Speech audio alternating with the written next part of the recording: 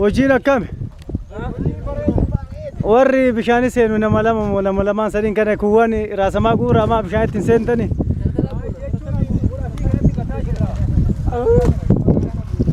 Boolla kanallee guuttan nama lama odoo hin taane bakka bakkaan warri daakkaa beeku odoo seentanii bakka tokko guurtanii bareeda.